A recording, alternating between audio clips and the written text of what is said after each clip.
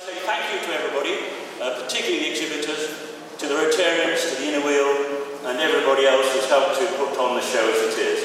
And now I'd like to hand over to our patron, who's been a tremendous support to us, Philip Jackson, whose idea it was to have these big exhibits around the room. And there are 5 big exhibits which we have. We have Nancy Goodman's wonderful combined media at the door there. Vincent Gray's wonderful, large, I think, statue that he struggled in with yesterday, so thank you for that. We also have this wonderful piece of glasswork here, and I know that Nina has been struggling for many weeks to do this, and this lovely glasswork there, inspired by your words last time to go big. And then, of course, we have also David Shannon, who's going to produce a masterpiece on the day, and he's just there. And, of course, over there in the corner, we have some wonderful displays that's been done by Tiger Fox there, and it just goes to show that even using flotsam and jetsam from the beach, you can make something beautiful. So well done, everybody. So now I'd like to hand over to Philip Jackson, and this year, the microphone's working. So Philip, over to you. Thank you very much. Good morning, ladies and distinguished guests. It's a great pleasure to be here, and it's wonderful to see this new venue. I do think it's very important with these sort of events that they move forward all the time, that they reinvent themselves every year. They look for improvement. I know that Richard and Mrs. T do exactly that. Can you just read it too? That's good. Can you hear me now? Actually, can you come forward? Come a bit forward. Yeah. I know that I've got this electronic monitor in my hand, but I like to see the whites of your eyes. Come forward. Anyway, it's wonderful to see all the work here. I'm sure it's wonderful, and I'm going to have a really good look at it after I finish talking to you. Richard has asked me to say a few words to you that might be thought-provoking. As a sculptor, I sort of see the sort of problems that you encounter with your creativity.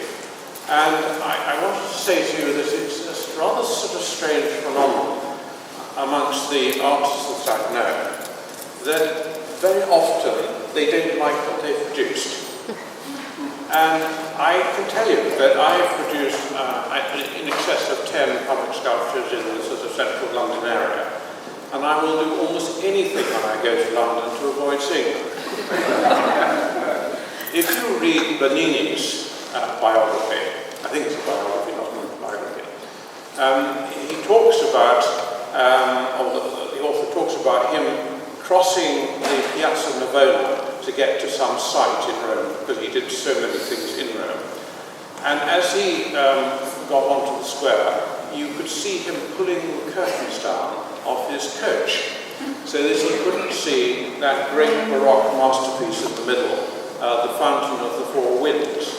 Now, it wasn't done by a rival, it was done by him, and he just couldn't stand looking at it, but it's this thing about looking at your work when you've done it, and not saying, isn't it wonderful, but asking yourself what's wrong with it. And if you do that, then you will progress.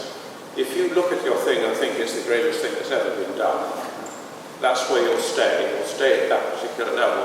But all great artists look at their work and say, oh dear, what can I do about that? How can I improve it? And of course there comes a time when you have to relinquish it, and it has to either go to the foundry or go to the framers or whatever it is.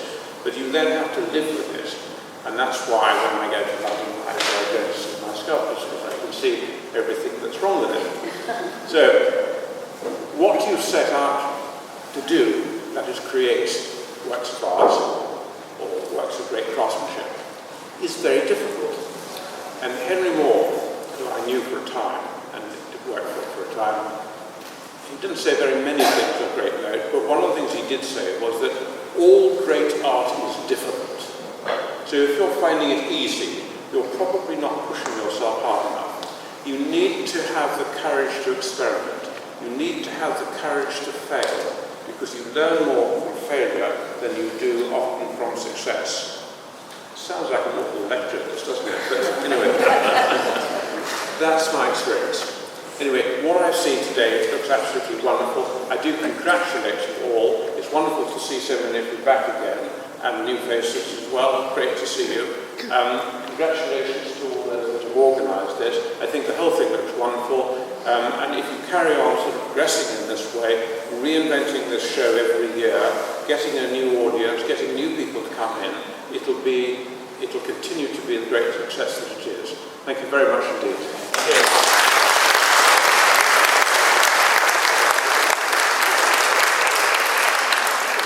Philip Jackson's role isn't quite over yet, exhibitors, because we have a Best Stand Award, and so he'll be coming around and inspecting your stands. So, but I think at this point in time, I don't know about you, I'm ready for a coffee and a Danish. So if you'd like to go through to the refreshment area, the ladies from Inner Wheel will serve you with your coffee and Danish.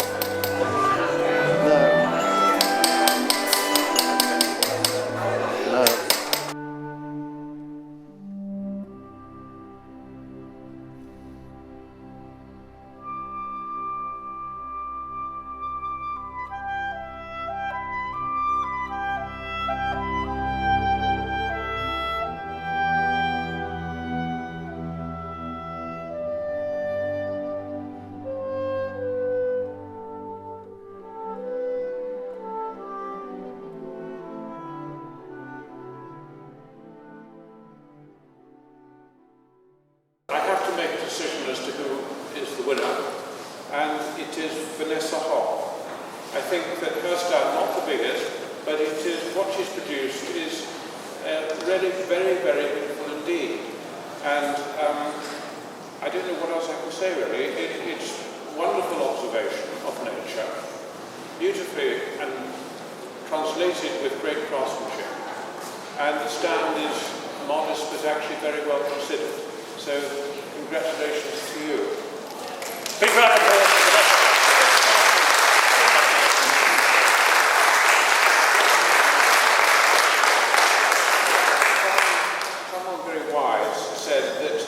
As artists and creators, we all imitate nature, but it's not art until you distort the mirror.